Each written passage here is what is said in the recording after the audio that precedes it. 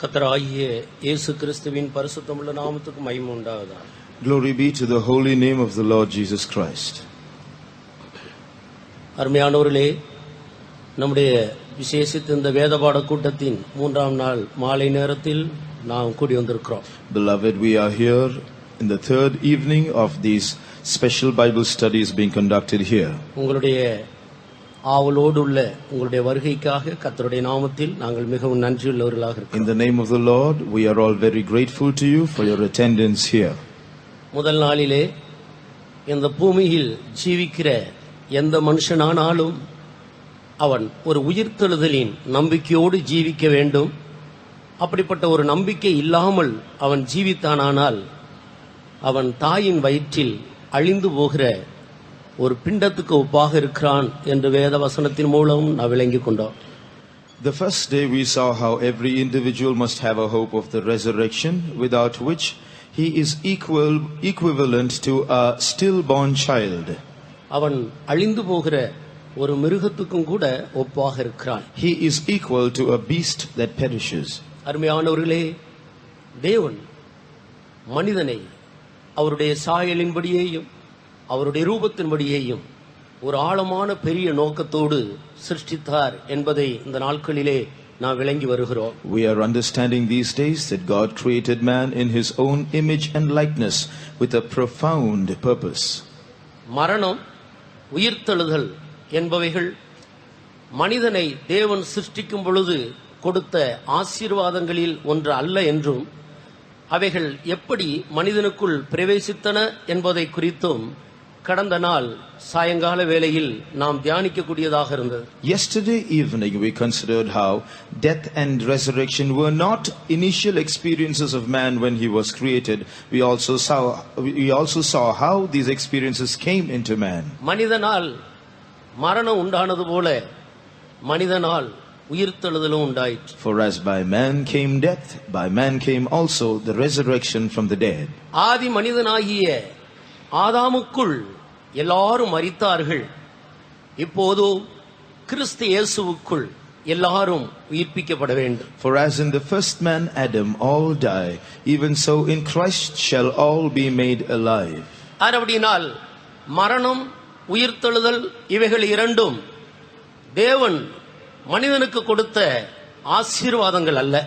Therefore, death and resurrection are not part of God's initial blessings to man. மனிதன் ஆதி நிலவரத்திலிருந்து அவன் விழுந்து போனது நிமித்தம் தேவனால் கொடுக்கப்பட்ட மரணம் என்பது ஒரு தண்டனையாகவும் உயிர்த்தெழுதல் என்பது அவனுக்கு ஒரு மீட்புக்காகவும் கொடுக்கப்பட்ட ஒன்றாக இருக்கிறது.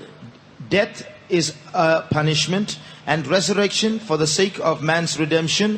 These two experiences have been given to man as a result of the fall of man after creation. எப்படியாயினும் விழுந்து போன ஒவ்வொரு மனிதனும் உயிர்த்தெழுதலின் நம்பிக்கையை பெற்றுக்கொண்டு தேவ சித்தத்துக்கு நேராக அவனுடைய வாழ்க்கையை திருப்பி முன்னேற வேண்டியது ஒவ்வொரு மனிதன் மேலும் விழுந்த கடமையாக இருக்கு. It is the duty of every individual to realize that there is a resurrection from the dead, and realizing this he has to turn his attention and focus towards the will of God and grow thereby. உயிர்த்தெழுதல் என்பது இன்றைக்கு கிறிஸ்துவ மார்க்கத்தின் முக்கியமான ஒரு சத்தியமாக இருக்கிறது. The resurrection is an important truth of the Christian faith. அதை மையமாக வைத்துத்தான் இந்த நாட்களிலே நாம் இந்த வேத வசனங்களை தியானித்துக் கொண்டு வருகிறோம். We are considering certain scripture portions, keeping this as our central theme.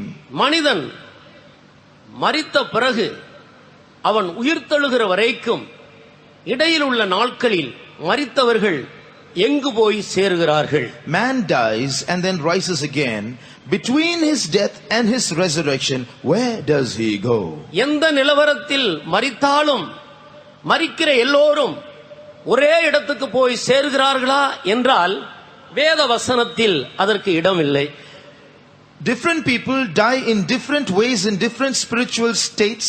If people claim that all people of all kinds of deaths will go and reach the same place, the scriptures deny it. ஒவ்வொரு மனிதனுடைய ஆவிக்குரிய நிலவரங்களுக்கு ஏற்ற விதத்தில் மரித்த பின் அவன் பல இடங்களுக்கு போய் சேருவதாக வேத வசனங்கள் நம்முடைய மனக்கண்களை பிரகாசித்துக் கொண்டு வருகின்றன. The scriptures are enlightening the eyes of our mind to realize that people dying in different states will go to occupy different positions after their death. மரிக்கிற மனிதர்கள் உயிர்த்தெழுகிற வரைக்கும் இப்படிப்பட்ட பல இடங்களுக்கு போகிறபடியினால் உயிர்த்தெழுதல்களின் கூட பல வித்தியாசங்கள் இருக்கிறது என்பதை பற்றி வேதம் நமக்கு போதிக்கிறது. As man occupies different places between his death and resurrection, there will also be distinctions in the resurrection, is what the scriptures teach us. மரிக்கிற ஒவ்வொரு மனிதனும் மரிக்கும் போது அவனுடைய ஆவிக்குரிய நிலவரம் எவ்விதத்தில் காணப்படுகிறதோ அதற்கேற்ற இடங்களில் அவர்கள் போய் சேருகிறார்கள். Each individual will reach his place depending on how he lives in his lifetime and how he dies. மரண நாள் என்ற ஒரு நாளை இந்த பூமியில் பிறக்கிற ஒவ்வொரு மனிதனுக்கும் தேவன் நியமித்திருக்கிறார். God has appointed a day of death for every individual born into this world. அது யார் யாருக்கு எப்பொழுது சம்பவிக்கும் என்பது தெரியாத ஒரு ரகசியமாக இருக்கிறது. When that day will be for each individual is an unknown mystery. மறைவானவைகள் தேவனாகிய கர்த்தருக்குரியவைகளாக The இருக்கிறது. secret things belong to the Lord. மரண நாளை தேவன் மனிதனுக்கு மறைத்து வைத்திருக்கிறார். God has hidden the day of man's death from him. இப்படி இருக்க அருமையானவர்களே, மரணம் எப்பொழுது நமக்கு வரும் என்பதை நாம் அறியாதவர்களாக இருக்கிறபடினால் எப்பொழுது வந்தாலும் அதை சந்திப்பதற்கு நாம் ஆயத்தம் உள்ளவர்களாக இருக்க வேண்டும். Beloved, we not knowing the day of our death, we have to prepare ourselves to meet death whenever it comes. மரிக்கிற மனிதர்கள் எந்த நிலவரத்தில் மரிக்கிறார்கள், அது நிமித்தம் அவர்கள் எந்த இடத்துக்கு போகிறார்கள் என்பதை இந்த சாயங்கால வேளையில் வேத வசனங்களின் ஆதாரத்தோடு நாம் விளங்கிக் கொள்வோமாக. Substantiating from the scriptures, we will understand this evening as to where people will go when they die in their various spiritual states. அதை நாம் விளங்கிக் கொண்டால் மாத்திரம்தான் உயிரோடு இருக்கிற இந்த நாட்களில் நம்முடைய ஜீவியத்தை உயர்த்தி ஒரு நல்ல மரணத்துக்குள் கடந்து போகவும் நல்ல உயிர்த்தெழுதலில் பங்கு பெறவும் நித்தியத்தில் நல்லதொரு பங்கை பெற்றுக் கொள்ளவும் அது நமக்கு உதவியாக இருக்கும். Only if we understand these things will we elevate our lives so that we might live a right life, so that we might obtain the right resurrection and occupy the right place in eternity. மரித்த பிறகு இரண்டு முக்கியமான இடங்கள் இருக்கிறதாக தினத்தில் நாம் சிந்தித்தோம். Yesterday we saw how after death there are two important places to go to. கர்த்தராகிய இயேசு கிறிஸ்து உயிர்த்தெழுகிற வரைக்கும் அந்த இரண்டு இடங்களும் ஒரே இடத்தில் காணப்பட்டது.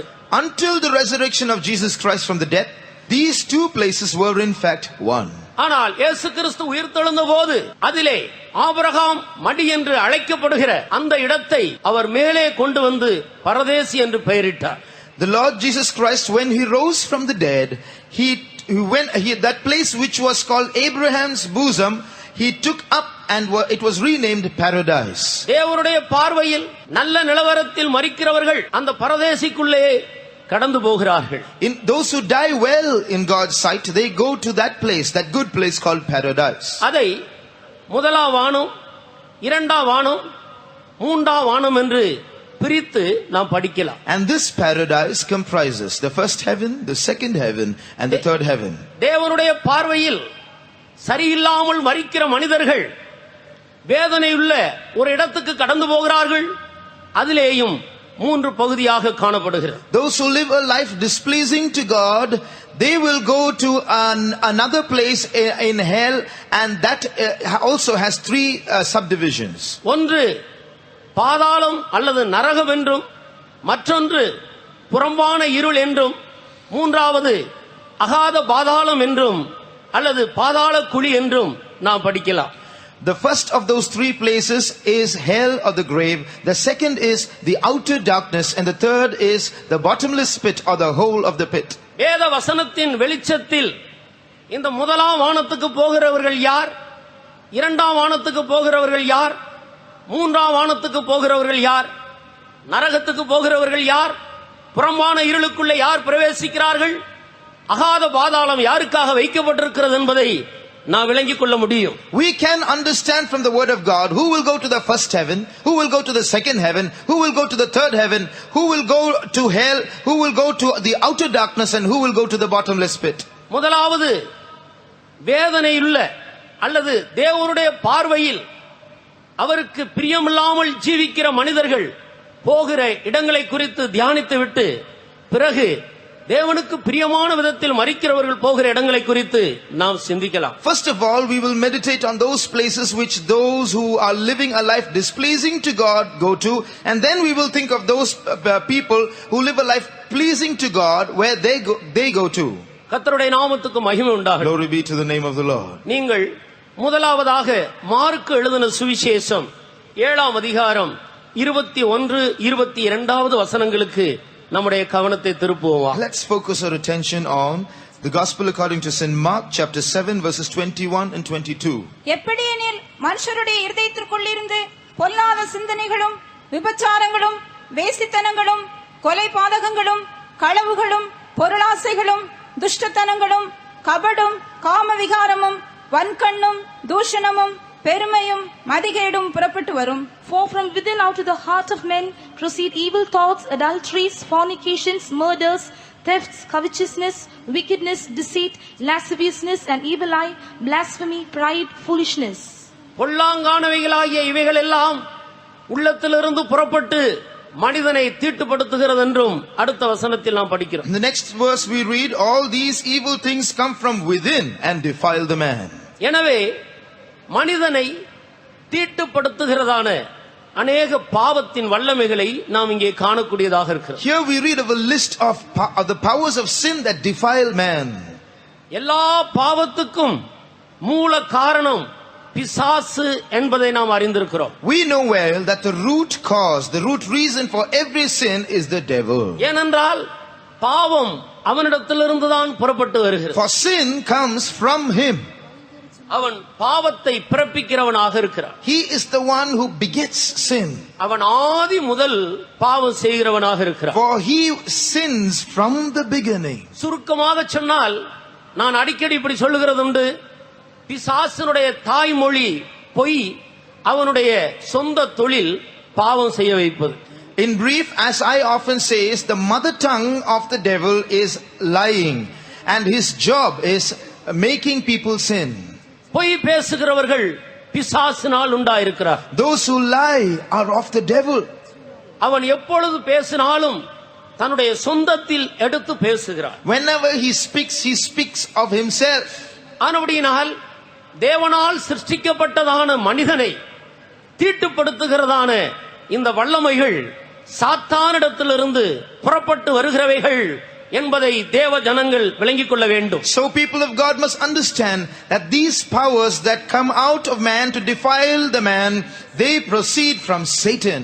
வெளிப்படுத்தின விசேஷம் 21ஆம் அதிகாரம் 27வது வசனத்தில் நாம் வாசிக்கும் பொழுது, தீட்டுள்ளதும் அருவருப்பையும் பொய்யையும் நடப்பிக்கிற ஒன்றும் அந்த நகரமாகிய பரிசுத்த நகரத்திலே பரலோகத்தில் பிரவேசிப்பதில்லை என்று தெளிவாக நாம் படிக்கிறோம். In Revelation 21:27 we read clearly, and there shall in no wise enter into it anything that defileth, neither whatsoever worketh abomination or maketh a lie.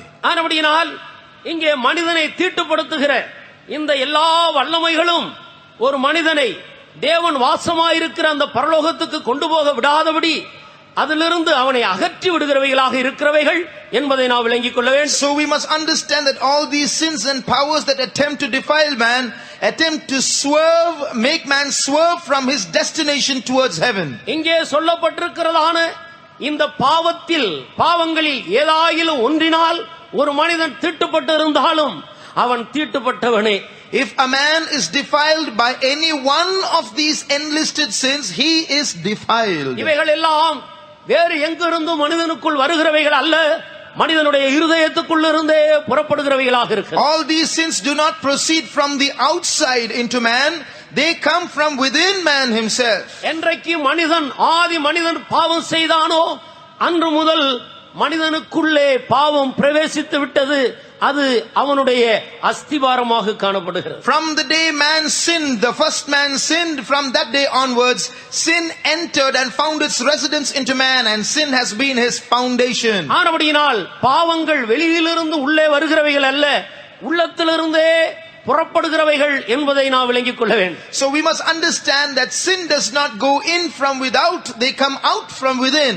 பாவம் செய்கிறவர்கள் நான் பாவம் செய்வதற்கு காரணம் மற்றவர்கள் என்று நாம் சொல்லக்கூடாது. நானே காரணம், நான் தான் பாவி என்று ஒத்துக்கொள்ள வேண்டியது அவசியமாக இருக்கிறது. Therefore those who commit sin should not point to outward factors or reasons for their sin. They should admit saying, I am the reason for my sin, I am a sinner. மற்றவர்களை குற்றப்படுத்துகிறது கூட பாவங்களில் ஒன்றாக இருக்கிறது. We must realize that criticizing another person is a sin in itself. அதுவும் பிசாசினிடத்திலிருந்தே வருகிறது. That also comes from the devil. கர்த்தருக்கு ஸ்தோத்திரம். Praise the Lord. விழுந்து போன ஆதி மனிதன் முதலாவது ஆண்டவர் விசாரிக்கும் போது அவன் சொன்ன காரியம், அவன் நான் பாவி என்று ஒத்துக்கொள்ளாமல் என்னுடைய பாவத்துக்கு மற்றவர்கள் காரணம் என்றே அறிக்கையிடுகிறார். When God inquired after man when he fell, he did not admit that he was a sinner. He pointed to others as the cause of his sin. ஆதாமே, ஆதாமே, நீ எங்கே இருக்கிறாய் என்று ஒரு நாள் ஏதேன் தோட்டத்தில் ஆண்டவருடைய சத்தம் கேட்கப்பட்டது. One day the voice of God resounded in the Garden of Eden. Adam, Adam, where art thou? நான் நிர்வாணியாய் இருக்கிறபடியினால் பயந்து ஒளித்துக் கொண்டிருக்கிறேன். I feared, I was afraid because I was naked and I hid நீ myself. நிர்வாணி என்று உனக்கு அறிவித்தவன் யார்? Who told you that you were naked? புசிக்க வேண்டாம் என்று நான் விலக்கின கனியை நீ புசித்தாயோ? Hast thou eaten of the tree whereof I commanded thee not to eat? அந்த கேள்விக்கு ஆதாம் கொடுக்கிற பதிலை கவனித்து பாருங்க. Just listen to the answer that Adam gave to that question. தேவரீர் என்னோடு கூட இருக்கும்படி எனக்கு தந்த அந்த மனைவிதான் என்னை புசிக்க வைத்தாள். The woman that thou gavest me to be with me, she gave me and I ate. நீ புசித்தாயோ என்று கேட்ட கேள்விக்கு ஆம் நான் புசித்து விட்டேன், அது என்னுடைய தவறு, என்னை மன்னியும் என்று சொல்லுவதற்கு பதிலாக அவன் நீதிகரித்துக் கொண்டிருக்கிறான். The question was, did you eat? He should have answered, yes Lord, I ate, what I did was wrong, forgive me. But he attempted to justify himself. தேவரீர் என்னோடு கூட இருக்கும்படி எனக்கு தந்த இந்த ஸ்திரியானவள் தான் என்னை புசிக்க வைத்தாள். Lord, this woman that you gave me, she made me eat. அதனுடைய அர்த்தம் என்ன? What does this mean? நீர் எனக்கு நல்ல மனைவியை தரவில்லை, நீர் தான் தப்பு பண்ணினீர் என்பதுதான் அர்த்தம். It means, Lord, you are primarily at fault. You did not give me a good wife. இப்படித்தான் இன்றைக்கும் பல பெந்தகோஸ்தக்காரர்களும் கூட தன்னுடைய குடும்பத்தில் பிரச்சனைகள் வரும்போது உடனே கேட்கிற முதல் கேள்வி, உங்களுக்கு கல்யாணம் பண்ணி வைத்த பாஸ்டர் யார்?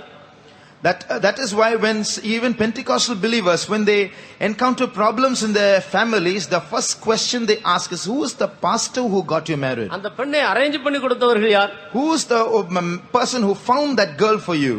கர்த்தருக்கு ஸ்தோத்திரம். Praise the Lord. இது உங்களுடைய தவறு அல்ல, உங்களுடைய தகப்பனாகிய ஆதாமுடைய தவறாக இருக்கு. It's not your fault, it's the fault of your grandfather Adam. அந்த பாவம் இன்றைக்கு அவனுடைய சந்ததியலாகிய நமக்குள்ளே பிரவேசித்திருக்கு. His sin has now come down into his generations. ஆனபடியினால் அருமையானவர்களே, நான் தீட்டுப்பட்டதற்கு காரணம் மற்றவர்கள் என்று சொல்லாமல் நானே காரணம் என்று ஒத்துக்கொண்டு சர்வலோகத்துக்கும் அதிபதியாயிருக்கிற நம்முடைய இரட்சகருக்கு முன்பாக நம்மை தாழ்த்த வேண்டியது அவசியமாக. Wherefore, beloved, we should not point to other people as the reason for our sins, but admit that we are our own cause, we are the cause for our own sins, and humble ourselves before our God. பொல்லாங்கானவைகளாகிய இவைகள் எல்லாம் உள்ளத்திலிருந்து புறப்பட்டு மனிதனை தீட்டுப்படுத்தி விடுகிறது. All these evil things proceed from within and defile the man. இந்த தீட்டுள்ளவர்கள் தேவனுடைய ராஜ்யத்துக்குள்ளே பிரவேசிக்க முடியாது. Those who are defiled cannot enter into the kingdom of God. இப்படி ஒரு தீட்டோடு மனிதன் மரித்தால் அப்படிப்பட்டவர்கள் போய் சேருகிற இடம்தான் இந்த பாதாளம் அல்லது நரகம் என்று சொல்லுகிற வேதனை உள்ள ஒரு இடம். People who die being defiled in this manner, they go to a place of torment which we call hell or the grave. இரண்டாவது, மற்றவர்களுக்கு இடரலாக ஜீவிக்கிற அந்த கூட்டத்தாரும் கூட இந்த இடத்துக்கு போய் சேர்கிறார்கள். Secondly, those who live a life of offense to others, they also go to this hell. புனித mark எழுதின சுவிசேஷம் 9ஆம் அதிகாரம் 43வது வசனத்தை வாசியுங்கள். The Gospel of St. Mark, chapter 9, verse 43. உன் கை உனக்கு இடரல் உண்டாக்கினால் அதை தரித்து போடு.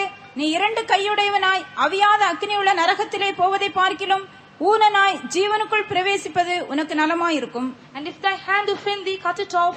It is better for thee to enter into life maimed than having 2 hands to go into hell, into the fire that never shall be quenched. அதற்கு முந்தின பிந்தின வசனங்களை வாசித்தால் இன்னும் நாம் சற்று தெளிவாக விளங்கிக் கொள்ளலாம். We can make things more clear if you read the preceding and succeeding verses. எப்படியானாலும் மற்றவர்கள் இடறி போவதற்கு நாம் காரணமாக இருந்தால் அப்படிப்பட்டவர்கள் அவியாத அக்கினிக்குள்ள பிரவேசிக்க வேண்டும். The crux of the matter is that we should not be an offense to others. Such people will go and inherit unquenchable fire. நீ பாவியாக இருந்தால் பாவம் செய்ய வேண்டும் என்ற ஆசை உனக்கு இருக்குமானால் அது உன் மட்டும் இருக்கட்டும், அடுத்தவர்களும் அந்த பாவத்துக்கு உடந்தையாகும்படி அவர்கள் இடறி போக நீ காரணமாக இருக்காதே. If you sin, if you have a desire to sin, let that desire be within you. Don't be a reason to create sin in others. Don't tempt others to sin. உனக்கு சினிமா பார்க்க வேண்டும் என்று விருப்பம் இருந்தால் அது உன் மட்டில் இருக்கட்டும், உன்னுடைய மனைவியை கட்டாயம் பண்ணாதே. If you have an innate desire to watch films, let it be with you. Don't compel your wife to join you. நீ டிவி பார்க்க வேண்டும் என்ற விருப்பம் இருந்தால் அது உன் மட்டில் இருக்கட்டும், உன்னுடைய பிள்ளைகளை கட்டாயம் பண்ணாதே. If you have a desire to watch the television, let it be within you. Don't compel your children to do so. கர்த்தருக்கு ஸ்தோத்திரம். Praise the Lord. இது போலதான் சகல பாவங்களும். This is the same with every sin. மற்றவர்கள் இடறி போவதற்கு காரணமாக இருக்கிற சகோதரனே, சகோதரியே, நீ மரித்தாயானால் நீ போய் சேருகிற இடம் இப்படிப்பட்ட ஒரு வேதனையுள்ள இடமாக இருக்கிறது. Brother, sister, if you are the cause of offense to any other person, causing them to sin, this place is the place that you will go to, hellfire. உயிர்த்தெழுகிற வரைக்கும் நீ அங்கே வாதிக்கப்பட்டு கொண்டிருக்க வேண்டும். You will be tormented there till the resurrection. ஆனபடியால் உயிர்த்தெழுதலிலே ஒரு விடுதலை கிடைக்கும் என்று எண்ண வேண்டாம். That does not mean that at the resurrection you will be delivered. சற்று நேரத்துக்கு பிறகு அதையும் கூட நாம் சிந்திக்கலாம். உயிர்த்தெழுந்த பிறகு இன்னும் மகா கொடிய ஒரு வேதனைக்குள்ளாக நித்தியமாக போய் சேர வேண்டியதா. We are going to see a little later how after resurrection you are going to go to a worse place. மரித்ததற்கு பிறகு என்ன சம்பவிக்கிறது என்பதை அநேகர் அறியாமல் இருக்கிறபடியினால்தான் அவர்களுடைய இருதயம் இன்னும் பாவம் செய்யும்படி அவர்களுக்குள்ளே துணிகரத்தை கொடுக்கிறது. Because people do not have a proper understanding about what happens after death, people have become daring, they have become presumptuous to commit sin. மூன்றாவதாக அநியாயக்காரர் என்ற இன்னொரு கூட்டத்தாரை குறித்து பரிசுத்த பவுல் 1 கொரிந்தியர் 6ஆம் அதிகாரத்தில் தெளிவாக எடுத்து எழுதுகிறார். In 1 Corinthians chapter 6 we read of another group of people who are called the unrighteous. 9-10 வசனங்களை வாசிக்கலாம். Verses 9 and 10. அநியாயக்காரர் தேவனுடைய ராஜ்யத்தை சுதந்தரிப்பதில்லை என்று அறியீர்களா? வஞ்சிக்கப்படாதிருங்கள். வேசி மார்க்கத்தாரும் விக்கிரக ஆராதனைக்காரரும் விபச்சாரக்காரரும் சுய புணர்ச்சிக்காரரும் ஆண் புணர்ச்சிக்காரரும் திருடரும் பொருளாசைக்காரரும் வெறியரும் உதாசீனரும் கொள்ளைக்காரரும் தேவனுடைய ராஜ்யத்தை சுதந்தரிப்பதில்லை. Know ye not that the unrighteous shall not inherit the kingdom of God? Be not deceived, neither fornicators, nor idolaters, nor adulterers, nor effeminate, nor abusers of themselves with mankind, nor thieves, nor covetous, nor drunkards, nor revilers, nor extortioners shall inherit the kingdom of God. இப்பொழுது நான் வாசிக்க கேட்டதான இந்த பாவங்கள் ஒரு மனிதனை அநியாயக்காரன் என்று தீர்த்து அவர்களை தேவனுடைய ராஜ்யத்துக்கு அந்நியராக மாற்றி விடுகிறது. If a man is guilty of the sins that we just read of, the Bible calls him an unrighteous man and pronounces him guilty and rejects him. நாம் செய்கிற பாவங்கள் மற்றவர்களுக்கு தெரியவில்லையே, தெரியாதே என்று எண்ண வேண்டாம். Don't think nobody else knows the sins that you commit. வானத்தின் உயரமும் சமுத்திரத்தின் ஆழமும் ஆண்டவருடைய பார்வையிலே வெளியரங்கமாயிருக்க மனிதனுடைய இருதயம் எத்தனை அதிகமாய் அப்படி காணப்படுகிறது. The heights of the heavens and the depths of the seas being naked and open before God, how much more clear will be the depths of the heart of man. ஒவ்வொரு நாளும் மனிதனுடைய அந்தரங்கமானதும் வெளியரங்கமானதுமான சகல கிரியைகளையும் தேவன் எழுதிக் கொண்டே வருகிறார். God is recording and documenting every deed and every thought in the depth of the heart of man and in the face of the heart of man. பரலோகத்திலே 5 புத்தகங்கள் இருக்கிறதாக வேதம் நமக்கு போதிக்கிறது. The Bible teaches us that there are 5 books in heaven. ஒன்று ஜீவ புஸ்தகம். One is the book of life. ரட்சிக்கப்பட்ட அனைவருடைய பெயர்களும் அதிலே எழுதப்படுகிறது. The names of all those who are saved are written there. இரண்டாவது ஆட்டுக்குட்டியானவருடைய ஜீவ புஸ்தகம். Secondly is the book of life of the lamb. அபிஷேகம் பெற்ற எல்லா தேவ ஜனங்களுடைய பெயர்களும் அதிலே பதிக்கப்படுகிறது. The names of all those who are spirit baptized are recorded there. மூன்றாவதாக ஞாபக புஸ்தகம். Thirdly, the book of remembrance. கர்த்தருக்கு பயப்படுகிறவர்களும் அவருடைய நாமத்தை தியானிக்கிறவர்களும் செய்கிற சகல கிரியைகளையும் அவர்களுக்கு தக்க பிரதிபலனை கொடுக்கும்படியாக தேவன் அதிலே எழுதி கொண்டு வருகிறார். Those who fear the name of the Lord and those who make remembrance, those who think upon his name, that they might be given the due reward, their names are recorded in this book. நான்காவதாக ஒவ்வொரு மனிதனுக்காகவும் வைக்கப்பட்டிருக்கிற பொதுவான புஸ்தகங்கள். There are also general books written down, kept for every man. நீங்கள் வெளிப்படுத்தின விசேஷம் 20ஆம் அதிகாரம் கடைசி பகுதியிலே நியாயத்தீர்ப்பின் போது நடக்கிற சம்பவத்தை எடுத்து வாசிக்கிற வேளையில் அந்த பொதுவான புஸ்தகங்கள் திறக்கப்பட்டன என்றும் அவைகளில் எழுதப்பட்டதின்படியே நியாயத்தீர்ப்பு அடைந்தார்கள் என்றும் தெளிவாக நாம் காண்கிறோம். Revelation chapter 20 verse 12 says, and the books were opened, which means the general books about every individual were opened and they were judged about according to what was written therein. இதைத்தான் பிரசங்கியும் கூட 12ஆம் அதிகாரம் கடைசி வசனத்தில் ஒவ்வொரு காரியத்தையும் அந்தரங்கமான ஒவ்வொரு கிரியைகளையும் அது நன்மையானாலும் தீமையானாலும் தேவன் அவைகளை நியாயத்திலே கொண்டு வருவார் என்று அவர் எடுத்து எழுதுகிறார். That is why in the last verse of Ecclesiastes the preacher says, for God shall bring every work into judgment, every secret thing, whether it be good or whether it be evil. ஒரு காரியமும் மறக்கப்பட்டு போகிறதில்லை. Nothing shall be forgotten. ஆனபடியினால் அருமையான சகோதரனே, wherefore beloved brother, உன்னை அநியாயக்காரனாக தீர்த்து தேவனுக்கும் தேவனுடைய ராஜ்யத்துக்கும் அந்நியனாக புறம்பே தள்ளி போடுகிறதான இந்த பாவங்களுக்கு நம்மை விலக்கி காத்துக் கொள்வோமா? Let us therefore keep away from these sins that will make you an unrighteous person and make you a stranger to God and to the kingdom of God. ஆனபடியினால் ஒளிப்பிடத்தில் செய்கிறதான மறைவான பாவங்களும் ஆண்டவருடைய பார்வையிலே சூரிய வெளிச்சத்தில் காணப்படுகிறது போல் அவர் காண்கிறார். Wherefore God sees every secret sin as though he is seeing it in broad daylight.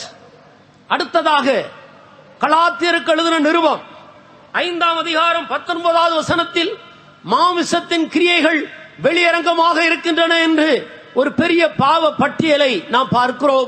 இப்படிப்பட்டவைகளை செய்கிறவர்கள் கிறிஸ்துவின் ராஜ்யத்துக்கு அந்நியராக இருக்கிறார். After that in Galatians 5 verses 19 onwards we see a great list of sins there. Those who do these things also will not go to the kingdom of God.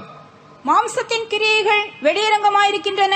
அவையாவன விபசாரம், வேசித்தனம், அசுத்தம், காமவிகாரம், விக்கிரகாராதனை, பில்லி சூனியம், பகைகள், விரோதங்கள், வைராக்கியங்கள், கோபங்கள், சண்டைகள், பிரிவினைகள், மார்க்கபேதங்கள், பொறாமைகள், கொலைகள், வெறிகள், களியாட்டுகள் முதலானவைகளே. இப்படிப்பட்டவைகளை செய்கிறவர்கள் தேவனுடைய ராஜ்யத்தை சுதந்தரிப்பதில்லை என்று முன்னே நான் சொன்னது போல இப்பொழுதும் உங்களுக்கு சொல்லுகிறேன். Now the works of the flesh are manifest, which are these: adultery, fornication, uncleanness, lasciviousness, idolatry, witchcraft, hatred, variance, emulations, wrath, strife, seditions, heresies, envyings, murders, drunkenness, revellings, and such like, of the which I tell you before, as I have also told you in time past, that they which do such things shall not inherit the kingdom of God. கர்த்தருடைய நாமத்துக்கு மகிமை உண்டாவதாக. Glory be to the name of the Lord. இந்த பாவங்களை செய்கிறவர்களும் தேவனுடைய ராஜ்யத்தை சுதந்தரிப்பதில்லை. Those who do these sins will also not enter into the kingdom of God. ஆனபடியால் பாவங்களை குறித்து நாம் எச்சரிக்கையாக இருப்போம். Wherefore let's be careful about committing sin. ஒரு பாம்பை பார்த்தால் நாம் ரொம்ப கவனமாக இருக்கிறோம். When you spot a snake, you're very careful. ஒரு பாம்பு நம்முடைய வீட்டுக்குள்ளே பிரவேசித்ததை நாம் பார்த்து விட்டால், if you notice a snake entering your home, அதை அடித்து கொள்ளுகிற வரைக்கும், இல்லாவிட்டால் அது வீட்டை விட்டு வெளியே போகிற வரைக்கும் பயமும் திகிலும் அந்த வீட்டில் இருக்கிற எல்லாரையும் பிடித்துக் கொள்ளுகிறது. it will be fear and terror and restlessness all over the house until you see the snake dead or until you see it go out of your house. நீ தேவனுக்கு பயந்து நடந்தால் இந்த பாம்பு கடித்து ஒருவேளை மரித்தாலும் தேவனுடைய ராஜ்யத்துக்குள்ளே பிரவேசிக்கலாம். ஆனால் அதை விட மோசமானதுதான் பாவம் என்பதை விளங்கிக் கொள்ள வேண்டும். If you are a child of God, fearing God, if that snake bites you and you die, you will go to the kingdom of God. But remember, sin is worse than that snake. ஒவ்வொரு பாவமும் ஒரு பாம்புக்கு ஒப்பாக இருக்கிறது. Every sin is like a serpent. மத்தேயு எழுதின சுவிசேஷம் 3ஆம் அதிகாரத்தில் யோவான் ஸ்நானகன் வேதபாரகர் பரிசேயரை குறித்து இவ்விதமாக சொல்லுகிறார். John the Baptist speaks about the Pharisees and the scribes in Matthew chapter 3. அன்றைக்கு இருந்த ஜனங்கள் எல்லாம் யோவான் ஸ்நானகனுடைய உபதேசத்தை கேட்டு தங்களுடைய பாவங்களை அறிக்கையிட்டு யோவான் ஸ்நானகனால் ஞானஸ்நானம் பெற்று வந்தார்கள். The people of those days listened to the teachings of John the Baptist and were baptized of him in Jordan, confessing their sins. ஆனால் அதை கேட்டதான சிலர் பாவங்களை அறிக்கையிடாமலே வரும் கோபத்துக்கு தப்பித்துக் கொள்ளும்படியாக ஞானஸ்நானம் பெற்றுக் கொண்டால் போதும் என்ற ஒரு அறிவோடு கூட பாவங்களை வைத்துக் கொண்டு ஞானஸ்நானம் எடுக்க முன்னுக்கு வருகிறார். But amongst them was a group of people who came to take water baptism without confessing their sins, hoping that by taking baptism they can escape the wrath to come. அப்பொழுதுதான் யோவான் ஸ்நானகன் அவர்களை பார்த்து இவ்விதமாக அழைக்கிறார். Then John the Baptist looked at them and said this. விரியம்பாம்பு குட்டிகளே, வரும் கோபத்துக்கு தப்பித்துக் கொள்ளும்படி உங்களுக்கு வகை காட்டினவன் யார்? O ye little vipers, who has warned you to flee from the wrath to come? மனிதர்களை பார்த்து விரியம்பாம்பு குட்டிகளே என்று அழைக்கிறார். Looking at human beings, he calls them little vipers. காரணம் என்ன? What's the reason? அவர்கள் பாவங்களை உள்ளே வைத்திருக்கிறார்கள். They had kept sin in their heart. நம்ம எல்லாருக்கும் தெரியும் பாம்புக்கு ஒரு சுபாவம் இருக்கிறது. We all know the nature of a snake. அது தன்னுடைய சட்டையை கலட்டும், ஆனால் தனக்குள்ள இருக்கிற விஷத்தை அது கலட்டுகிறது. It will even remove its skin, but it will never remove its venom. அதுபோல மாமிச அழுக்கை நீக்குகிறதற்கு ஒப்பாக இவர்கள் ஏதோ ஒரு ஞானஸ்நானம் எடுக்க வருகிறார்கள் அல்லாமல் உள்ளே இருக்கிற பாவங்களை அறிக்கையிடுகிறது. So also these people were trying to put away the filthiness of their flesh by trying to take water baptism, but the sin inside they did not confess. நான் 1983வது வருடத்தில் திருப்பத்தூரில் ஊழியம் செய்து கொண்டிருந்தேன். I was serving God in Tirupattur in the year 1983. பல ஜனங்கள் சத்தியத்தை கேட்டு மனம் திரும்பி ஞானஸ்நானம் எடுத்து நம்மோடு சேர்ந்து கொண்டிருந்தார். All kinds of people were listening to the truth, repenting and taking water baptism and joining us. இதை கேள்விப்பட்ட உடனே மற்ற பெயர் கிறிஸ்தவர்கள் சபையிலிருந்தும் சிலர் நம்மோடு சேர வந்தார். When this came abroad, some people belonging to nominal Christian denominations also joined us. நீங்கள் முழுக்க ஞானஸ்நானத்துக்காகத்தானே அந்த பெந்தகோஸ்த கோயிலுக்கு போகிறீர்கள்? They said, you are going to this Pentecostal church just for the sake of immersion baptism, isn't it? அந்த ஞானஸ்நானத்தை நாங்களே கொடுத்து விடுகிறோம் என்று சொல்லி அங்கே ஒரு தொட்டி கட்டி அங்கே ஞானஸ்நானம் கொடுக்க ஆரம்பித்தார். And they said, why? Then we will give you that immersion baptism. So they built a tank and started giving immersion baptism. ஞானஸ்நானம் எடுக்கிறது அல்ல ஒரு முக்கியமான விஷயம். Taking baptism, that is not the important thing. மனம் திரும்பி பாவ மன்னிப்பை பெற்று பாவங்களை அறிக்கையிட்டு பாவ மன்னிப்பின் நிச்சயத்தோடு ஞானஸ்நானம் பெற வேண்டும். Repenting, confessing your sins, having the assurance that your sins are forgiven, you should take water baptism. இல்லாவிட்டால் விரியம்பாம்பு குட்டிகளுக்கு ஒப்பாக இருப்போம். Otherwise, you will be a generation of vipers. ஆனபடியினால் பிரியமானவர்களே, Wherefore, beloved, ஒவ்வொரு பாவமும் ஒவ்வொரு பாம்புக்கு ஒப்பாக இருக்கிறது. every sin is like a serpent. ஒரு பாம்பு வீட்டுக்குள் இருக்கிறதை நாம் சம்மதிக்கிறது இல்லையே. You don't allow even one snake to be in your house, will you? இங்கே சொல்லப்பட்டிருக்கிற இத்தனை பாவங்களும் நமக்குள்ள இருந்தால் அத்தனை பாம்புகள் உள்ளே இருக்கிறது தானே என்று அர்த்தம். அப்படியானால் அதை குறித்து நாம் ஏன் கவலையீனமாக இருக்கிறோம்? If that be so, then all these sins enlisted being in us, does it not mean that so many snakes are in us? Why are we ignorant of this? ஒரு பாவமும் நமக்குள் இருக்க சம்மதிக்க கூடாது. Do not allow even one sin to be in you. வீட்டுக்குள்ள பிரவேசித்த பாம்பு வெளியே போகிற வரைக்கும், அதை அடித்து கொள்ளுகிற வரைக்கும் நமக்கு எப்படி இளைப்பாறுதல் இல்லையோ, அதுபோலவே நமக்குள் காணப்படுகிற ஒவ்வொரு பாவமும் நம்மை விட்டு முற்றிலுமாக அகற்றப்படுகிற வரைக்கும், நீ ஒரு உண்மையான கிறிஸ்தவனாய் இருந்தால், இயேசுவை நேசித்தால், உனக்குள்ளேயும் இளைப்பாறுதல் இருக்கக்கூடாது. Just like you are restless until you send that one snake out of your house, until you kill it. If you are a true Christian, if you love Jesus, you will not rest until you have every sin taken out of your life. இந்த வசனங்களை கேட்டுக்கொண்டிருக்கிற அருமையானவர்களே, Beloved people who are listening to these words, இந்த பாவங்களில் ஒரு பாவமும் நமக்குள் இராதபடி, அந்த பாவங்கள் தேவனுடைய ராஜ்யத்துக்கு நம்மை அந்நியர்களாக புறம்பே தள்ளிவிடாதபடி, அவைகளை குறித்து எச்சரிக்கையாக இருந்து நம்மை விட்டு அகற்ற தேவன் கிருபை கொடுப்பாரார். may the Lord give you grace so that you might be careful and diligent not to allow these sins inside you, that you might be a stranger to God and the kingdom of God, that you might take out all these sins out of your life. அடுத்ததாக புனித லூக்கா எழுதின சுவிசேஷம் 16ஆம் அதிகாரம் 23வது வசனத்தில் நாம் இந்த நாட்களிலே அடிக்கடி சிந்தித்து வந்த அந்த ஐஸ்வர்யவானாக இருக்கிறார். Then we come to Luke chapter 16 verse 23, a portion which we have been considering more than once during these days.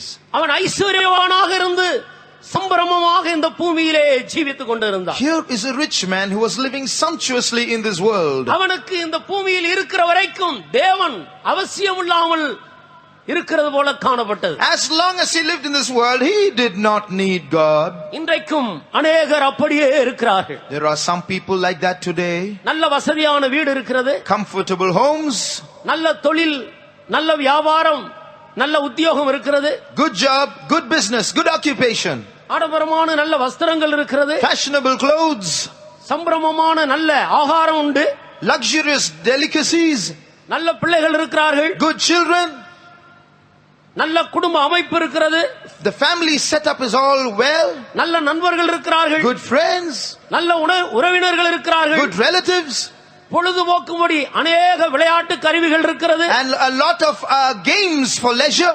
ஓரிடத்திலிருந்து இன்னொரு இடத்துக்கு பிரயாணம் பண்ணுவதற்கு நல்ல வாகன வசதிகள் இருக்கிறது, Good modern vehicles to make your journeys.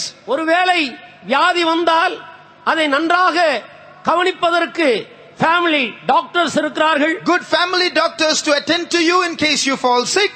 என்ன குறைவு இருக்கிறது? What do you lack? தேவன் எதற்காக? What do you need God for? அவர்களுக்கு தேவன் அவசியமில்லாமல் போய்விடுகிறார். They don't need God. இப்படித்தான் இந்த ஐஸ்வர்யவானும் கூட இருந்திருக்க வேண்டும். This rich man lived like this.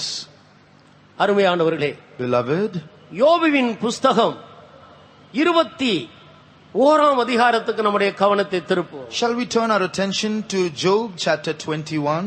யோபுவும் கூட ஒரு பெரிய ஐஸ்வர்யவானாக இருந்தார். Job was also a rich man.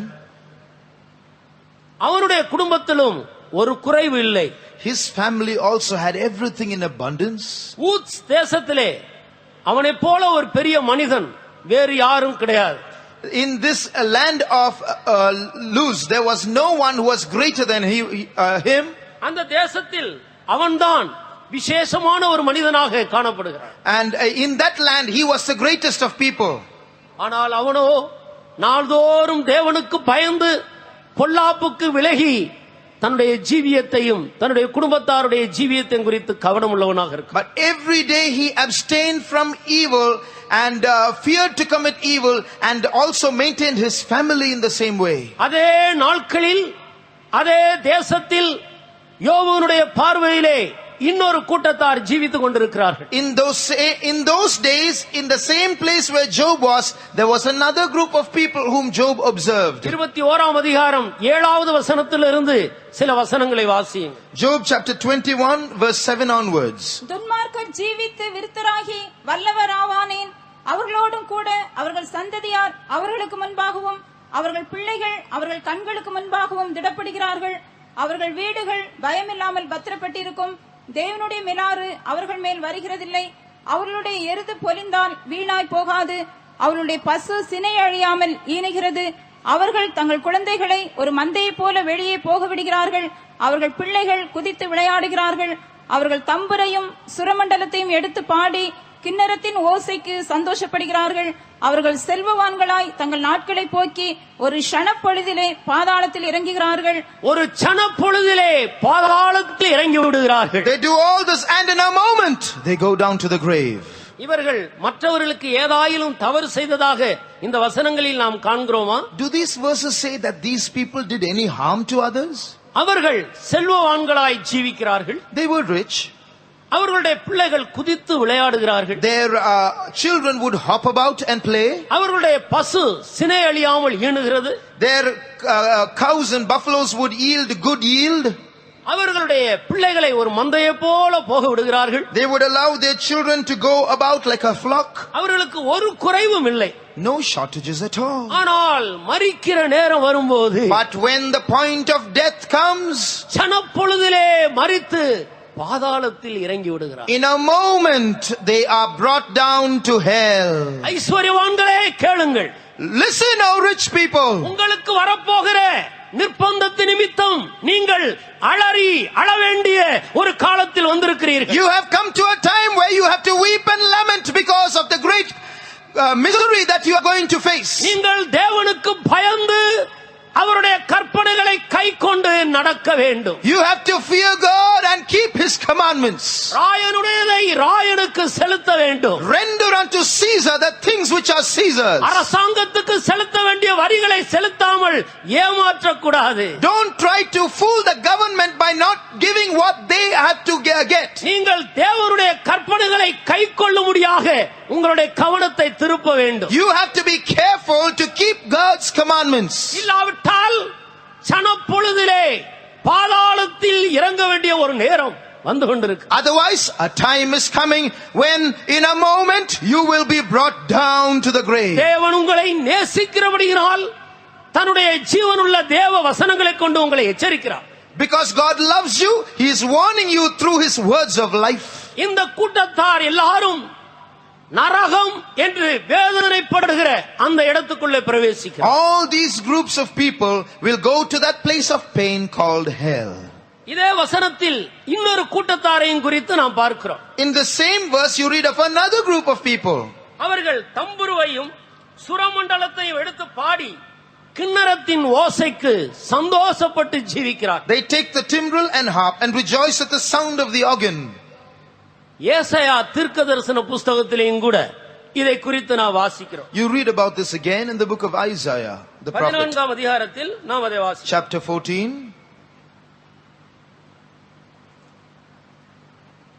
எடுத்து வாசியுங்கள். 11வது வசனத்தை வாசி. Verse 11. உன் ஆடம்பரமும் உன் வாத்தியங்களின் முழக்கமும் பாதாளத்தில் தள்ளுண்டு போயிற்று. புழுக்களே உன் படுக்கை, பூச்சிகளே உன் போர்வை. Thy pomp is brought down to the grave, and the noise of thy viols, the worm is spread unto thee, and the worms cover thee. கிண்ணறத்தின் ஓசைக்கும் பலவிதமான வாத்திய கருவிகளின் ஓசைக்கும் செவி கொடுத்து அதிலே மகிழ்ந்து தேவனை மறந்து அவருடைய கற்பனைகளை புறம்பாக்கி ஜீவிக்கிறவர்களுடைய முடிவும் இந்த பாதாளம் என்று சொல்லப்பட்டிருக்கு. So this hell is the end of people who forget God and start dancing to all kinds of music.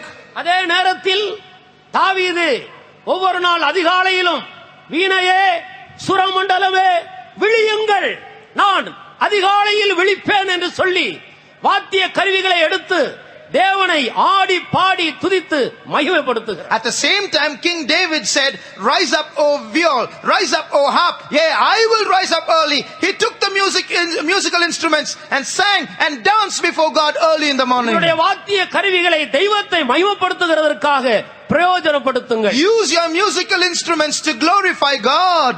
இல்லாவிட்டால் அவர்களும் பாதாளத்தில் இறங்கக்கூடிய கூட்டங்களில் ஒரு கூட்டமாக காணப்படுவார்கள். Otherwise they will be one of those groups that go down to hell.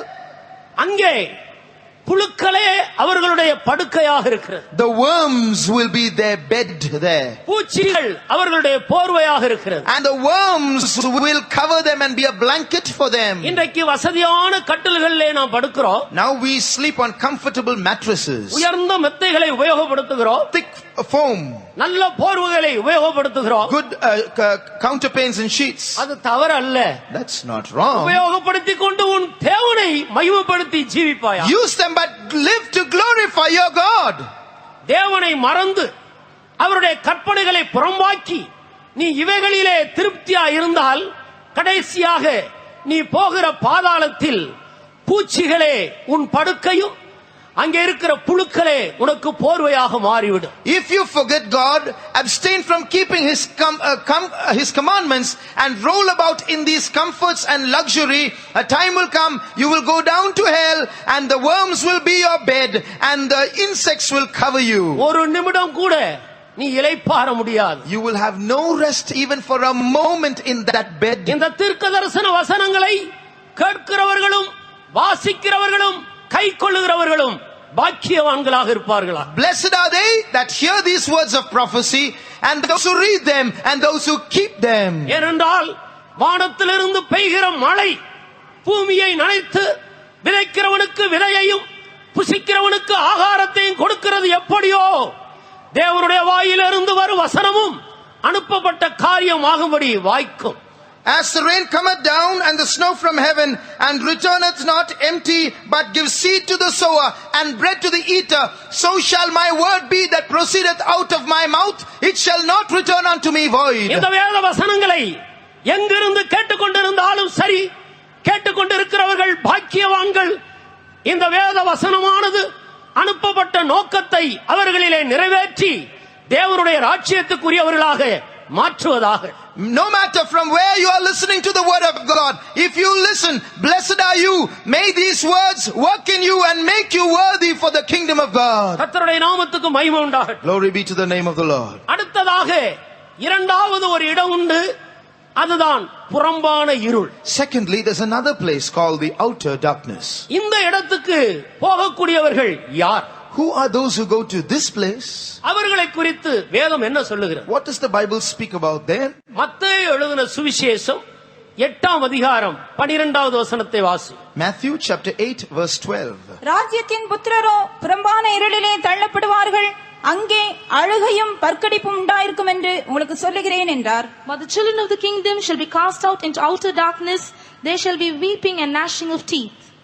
இங்கே எழுதியிருக்கிற இந்த வசனத்துக்கு முன்பு நடந்த சில சம்பவங்களை நீங்கள் வேதத்தில் வாசித்து பாருங்கள். We read of certain incidents that take place before this verse happens. இந்த இடத்தில் ராஜ்யத்தின் புத்திரர் என்று சொல்லி ஆண்டவர் இஸ்ரவேல் ஜனத்தை அறிமுகப்படுத்துகிறார். The Lord introduces the children of Israel, calling them the children of the kingdom. இஸ்ரவேல் ஜனங்கள் அல்லாதவர்கள் தேவனுடைய வார்த்தையை விசுவாசித்தார்கள், மனம் திரும்பினார். Those who were not Israelites, they believed in the word of God, they repented. ஆனால் ராஜ்யத்தின் புத்திரராகிய இஸ்ரவேல் ஜனங்களோ அதற்கு அந்நியராய் போனார். But the Israelites, the children of the kingdom, they became strangers to this. ரட்சிப்பு யூதர்கள் வழியாகவே வருகிறது.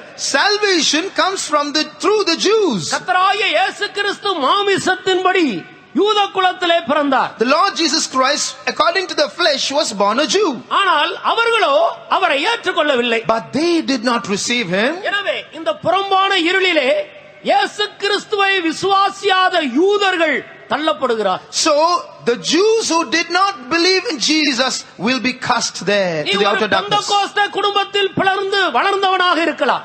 You may have been born into a Pentecostal family. சிறு பிராயத்திலிருந்து சத்தியத்தை அறிந்து கேட்டு வருகிற ஒரு மனிதனாக இருக்கலாம். You may be a person in listening to the truths from your tender childhood. உன்னுடைய அருமையான பெற்றோர்கள் தேவனுக்கு பயந்து கர்த்தருடைய வசனங்களை கைக்கொண்டு நடக்கிற கிறிஸ்தவர்களாக இருக்கலாம். Your beloved parents might be fearing God and living according to his commandments. நீயோ எத்தனை முறை இந்த சத்தியத்தை கேட்டாலும் எச்சரிக்கப்பட்டாலும் அதை நீ தள்ளிவிட்டு ஜீவிப்பாயானால் ஒருவேளை இப்படிப்பட்ட ஒரு இடத்துக்கு போக வேண்டியது இருக்கலாம். But you, no matter how many times you have heard the word of God, if you reject this and reject his commandments, you might go to this place. இந்த இஸ்ரவேலர்கள், இந்த யூதர்கள் தங்களுடைய ஆலயத்தை குறித்து மேன்மை பாராட்டிக் கொண்டிருக்கிறார்கள். These Israelites, these Jews, they were so proud about their temple, ஆனால் சத்தியத்தை அவர்கள் விசுவாசிக்கிறது இல்லை. but they did not believe in the truth. மனிதனுடைய கையினால் கட்டப்பட்ட ஆலயங்களில் தேவன் வாசமாய் இருக்கிறது இல்லையே. God does not dwell in temples made with hands. தேவனுடைய ஆலயம் பரிசுத்தமாய் இருக்கிறது. God's temple is holy. ஒருவன் தேவனுடைய ஆலயத்தை கெடுத்தால் அவனை தேவன் கெடுப்பார். If any man defiles the temple of God, him will God destroy.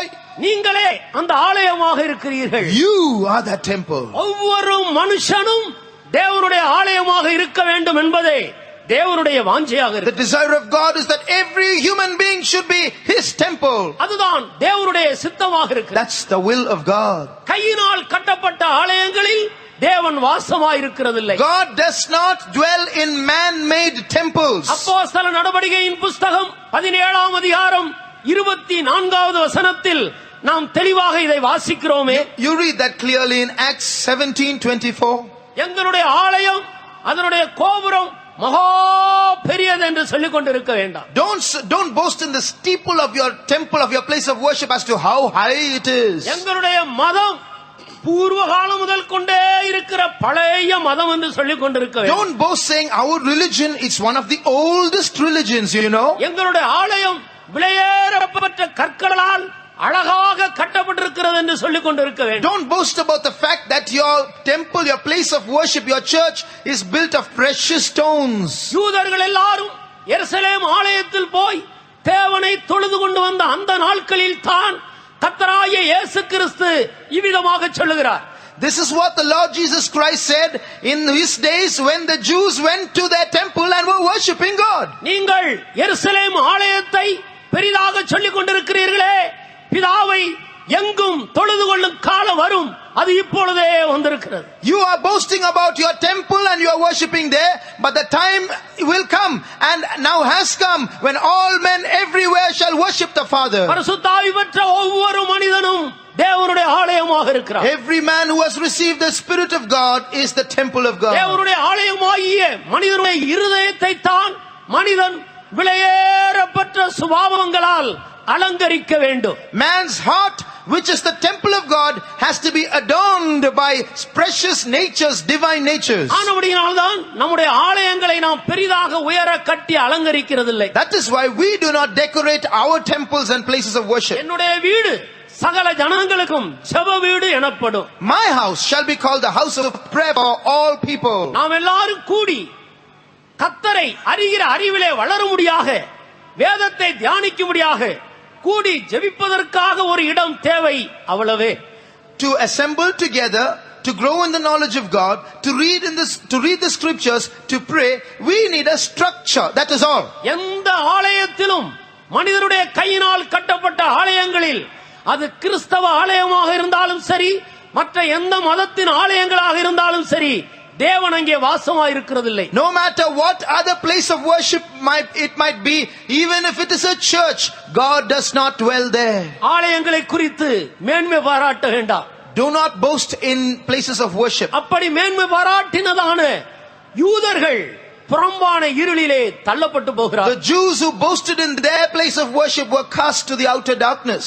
அடுத்ததாக லூக்கா எழுதின சுவிசேஷம் 13ஆம் அதிகாரம் 28வது வசனத்தை வாசித்து பாருங்கள். Next, Luke chapter 13 verse 28. நீங்கள் ஆபிரகாமையும் ஈசாக்கையும் யாக்கோபையும் சகல தீர்க்கதரிசிகளையும் தேவனுடைய ராஜ்யத்தில் இருக்கிறவர்களாகவும் உங்களையோ புறம்பே தள்ளப்பட்டவர்களாகவும் காணும் போது உங்களுக்கு அழுகையும் பற்கடிப்பும் அங்கே உண்டாயிருக்கும். There shall be weeping and gnashing of teeth when you shall see Abraham and Isaac and Jacob and all the prophets in the kingdom of God, and you yourselves thrust out. இடுக்கமான வாசல் வழியாய் தேவனுடைய ராஜ்யத்துக்குள்ளே பிரவேசிக்க வேண்டியவர்களாக இருக்கிறோம். We are those who have to enter into the kingdom of God by entering into the narrow gate.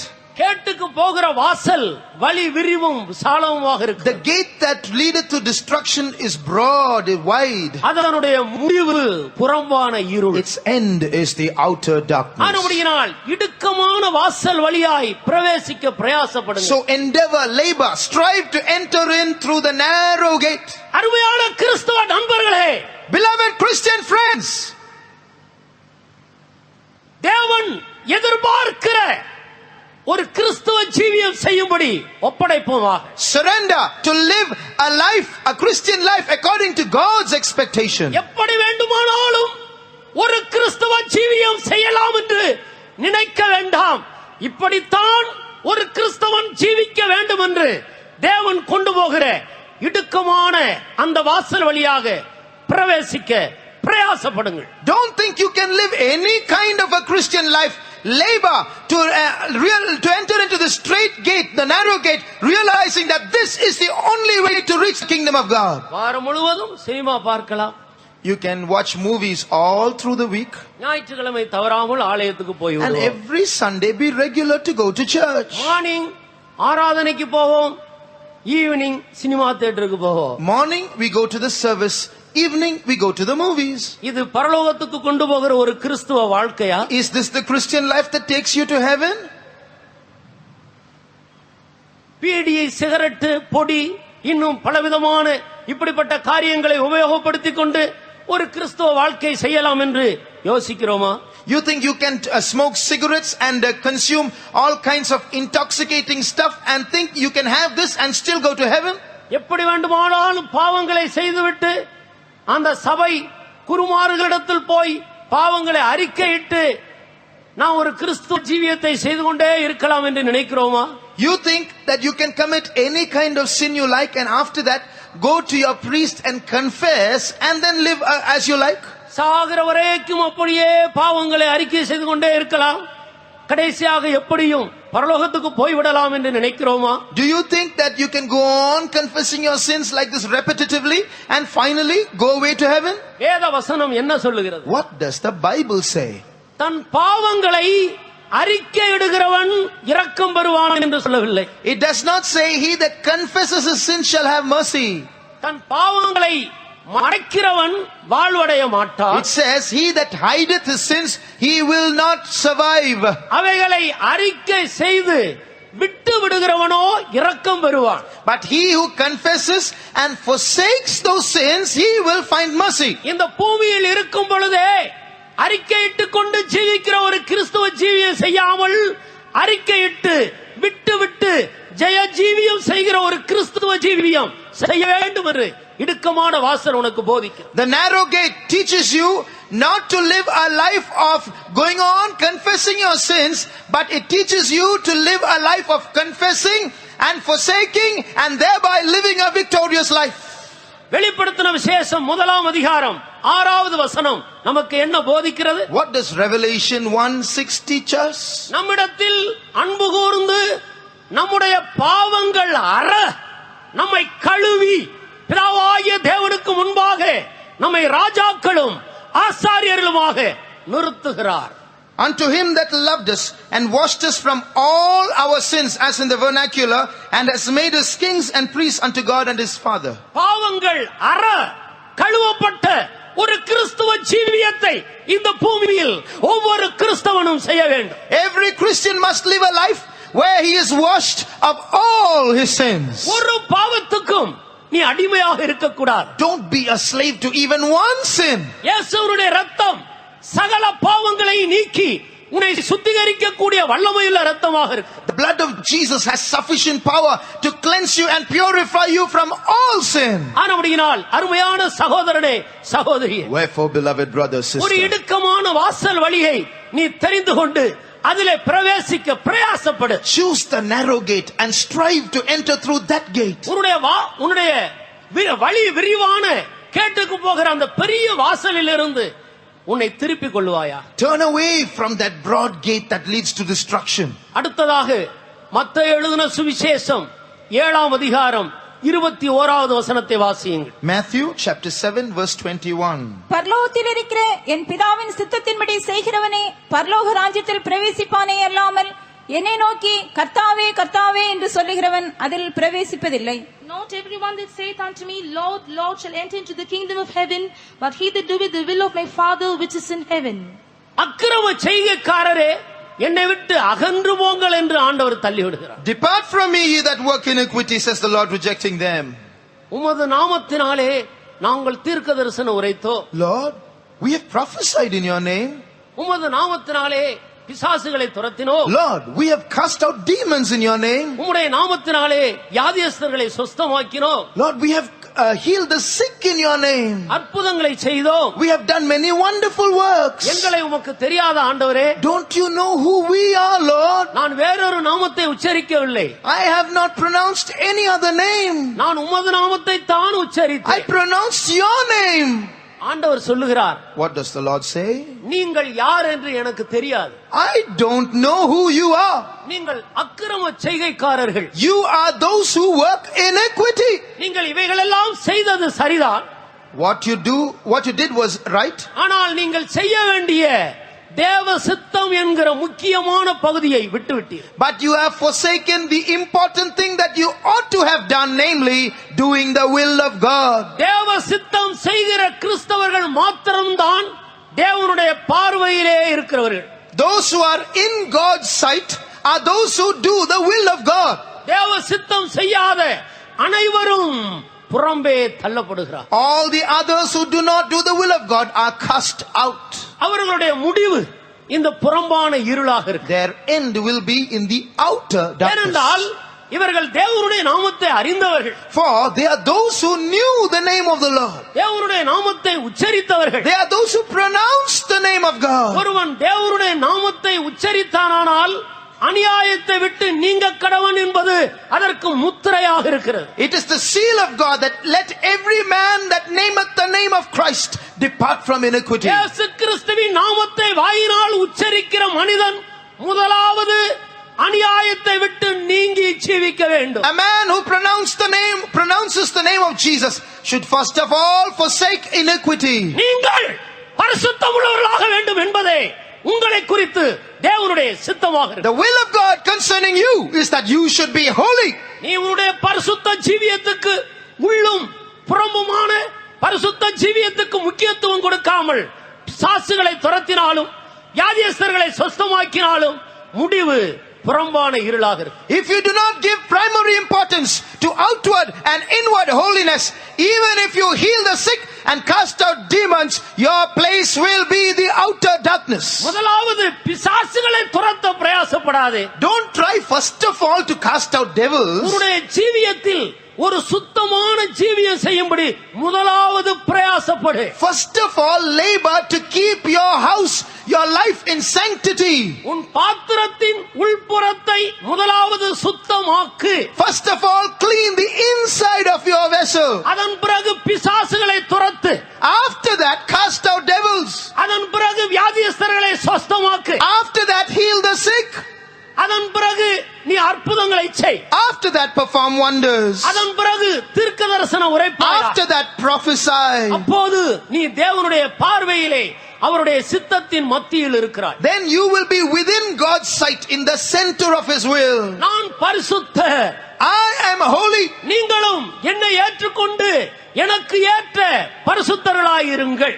Therefore receive me and be holy as I am holy. பலியினால் என்னோடு உடன்படிக்கை பண்ணின என்னுடைய பரிசுத்தவான்களை என்னிடத்திலே கூட்டுங்கள் என்ற ஒரு சத்தம் வெகு சீக்கிரத்திலே தொனிக்கப்பட போகிறது. Very soon a voice is going to be heard which says, gather unto me my saints, those that have made a covenant with me by sacrifice. ஒருவேளை இதுவரைக்கும் தேவ சித்தம் எது என்பதை அறியாமல் இருந்திருந்தால் தேவன் மன்னிப்பாராக பரிசுத்த ஜீவியம் செய்யும்படி நம்முடைய வாழ்க்கையில் முதலிடம் கொடுப்போமா. If perhaps you have not known what the will of God is, may the Lord forgive you and may you give first place hereafter to living a holy life. கர்த்தருடைய நாமத்துக்கு மகிமை உண்டாகட்டும். Glory be to the name of the Lord. அடுத்ததாக மத்தேயு எழுதின சுவிசேஷம் 25ஆம் அதிகாரம் 24வது வசனத்தை வாசித்து பாருங்கள். Next, Matthew chapter 25 verse 24.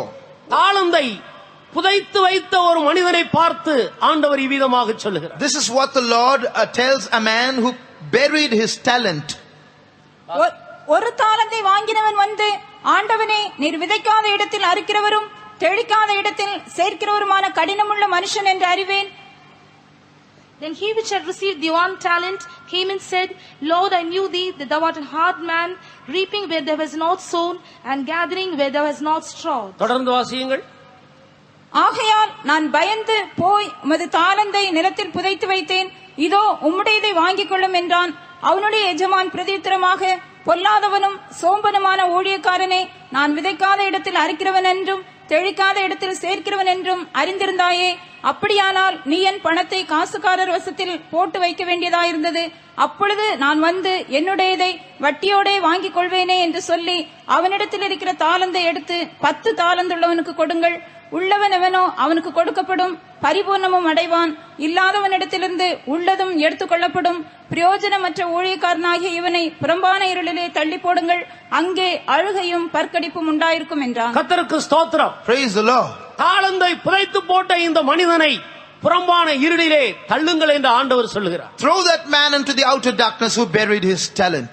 கர்த்தர் உனக்கு கொடுத்திருக்கிறவைகளை நீ உண்மையாக பிரயோஜனப்படுத்த வேண்டும். Use faithfully what God has given you. 5 எனக்கு கொடுக்கவில்லையே, 2 எனக்கு கொடுக்கவில்லையே, ஒன்றுதானே எனக்கு கொடுத்தீர் என்று சொல்லி குற்றப்படுத்திக் கொண்டிருக்கார். You cannot accuse God saying, He did not give me 5, He did not give me 2, He gave me only 1. நீ கடினமானவர் என்று சொல்லி குற்றப்படுத்தாதே. Don't accuse God saying you're a hard man. உனக்கு கொடுத்தவைகள் எவைகளோ அவைகளுக்கு நீ உண்மையாயிரு. What has been given to you, be faithful in that. நீ மற்றவர்களை பார்க்க வேண்டாம். Don't look at others. கொஞ்சத்தில் உண்மையாயிருக்க வேண்டியது உன்மேல் விழுந்த கடமை. Your duty is to be faithful in that little that is given you. ஆனபடியால் கர்த்தர் கொடுத்திருக்கிற தாளந்து எதுவோ அதை வைத்து நீ வியாபாரம் செய்து சம்பாதிக்க வேண்டியவனாக இருக்கிறாய். So what you have to do is to do business and earn with that one talent that God has given you.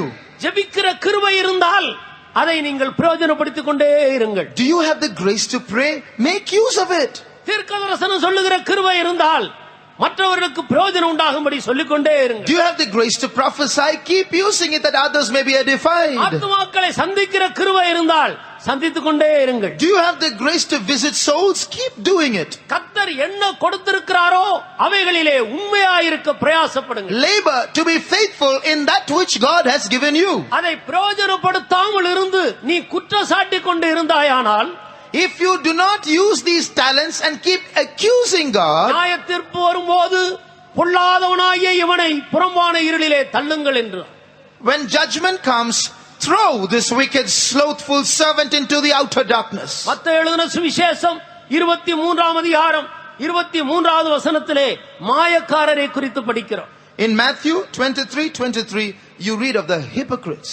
இவர்கள் ஒர்த்தலாமிலும் வெந்தயத்திலும் சீரகத்திலும் தசமபாகம் செலுத்துகிறார்.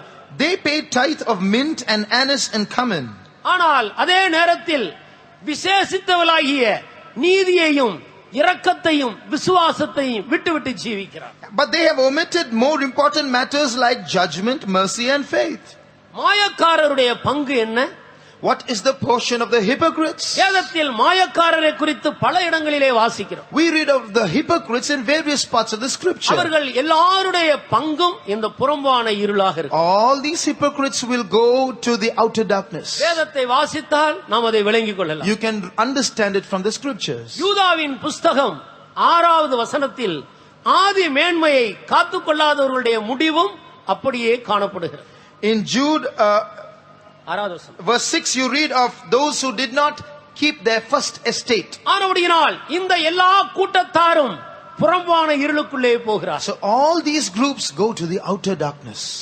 இதில் முக்கியமாக நாம் கவனிக்கும் போது பின்மாற்றம் குறிப்பிடத்தக்கதாக இருக்கிறது. Now the most important of these things is backsliding. பின்மாற்றக்காரர்கள் போகிற இடம் இதுவாக இருக்கிறது. This is the place where backsliders go. அருமையான சகோதரனே, அருமையான சகோதரியே, Beloved brother, sister, நீ எந்த இடத்தில் நின்று கொண்டிருக்கிறாய்? where are you standing? ஒருவேளை உன்னுடைய வாழ்க்கையில் பின்மாற்றம் வந்திருக்குமானால், If perhaps backsliding has set in your life, இந்த நேரம் தேவன் உன்னை நேசிக்கிறபடியினால் உன்னை திருப்பிக் கொள்வதற்கு ஒரு ஏற்ற நேரமாக ஆண்டவர் தந்திருக்கிறார். because God loves you, God has given you this opportunity to turn back. கிருபையின் வாசல் அடைக்கப்படுவதற்கு முன்பாக நீ திரும்பி விடு. Turn before the door of grace is shut. கர்த்தர் உதவி செய்வார். The Lord will help you. மூன்றாவதாக அகாத பாதாளம், Thirdly, the bottomless pit அல்லது பாதாள குழி. or the hole of the pit. இதிலே யார் போகிறார்கள்? Who goes here? அதை குறித்து நாம் வேதத்தில் என்ன வாசிக்கிறோம்? What do we read about this in the Word of God? வெளிப்படுத்தின விசேஷம் 20ஆம் அதிகாரம் முதல் வசனத்தையும் வெளிப்படுத்தின விசேஷம் 9ஆம் அதிகாரம் முதல் வசனத்தை வாசித்து பாருங்க. Read Revelation 20 verse 1 and Revelation chapter 9 verse 1. பழைய பாம்பாகிய அந்த பெரிய வலு சர்ப்பத்தை பரலோகத்திலிருந்து ஒரு தூதன் சங்கிலியோடு இறங்கி வந்து 1000 வருடம் முடியும் மட்டும் அவனை இந்த பாதாளத்தில் தள்ளி முத்திரை போடுகிறான். A great angel came down from heaven having a chain in his hand and bound the dragon, the old serpent, that's Satan, and bound him in the bottomless pit and shut him there. 9ஆம் அதிகாரத்தில் நாம் வாசிக்கும் பொழுது முதல் வசனத்திலே பாதாளத்திலிருந்து தேளுக்கு ஒப்பான வேதனையை கொடுக்கக்கூடியதான அசுத்த ஆவிகள் புறப்பட்டு வருகிறதாக நாம் பார்க்கிறோம். In chapter 9 we read of another group of spirits that were like scorpions having the power to torment proceeding from the bottomless pit. இவைகள் மூன்றும் தற்காலிகமான நரகமாக இருக்கிறது. These three places are all temporary places in hell. கடைசியாக நியாயத்தீர்ப்பு வரும் பொழுது When the final judgment comes, மரணம் தண்ணீர் உள்ளவைகளை ஒப்படைக்கிறது. the death will vomit up those who are in it. பாதாளம் தண்ணீர் உள்ளவர்களை ஒப்படைக்கிறது. Hell will spew out those who are in it. சமுத்திரமும் தண்ணீர் உள்ளவர்களை The ஒப்படைக்கிறது. sea will give up those who are in it.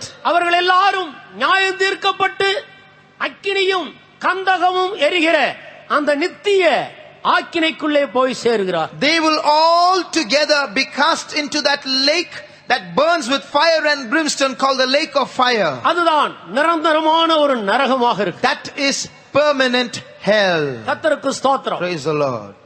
அடுத்ததாக தேவனுக்கு பயந்து நடந்து இந்த பூமியில் மரிக்கிறவர்கள் அவர்கள் போகிற இடம் எது?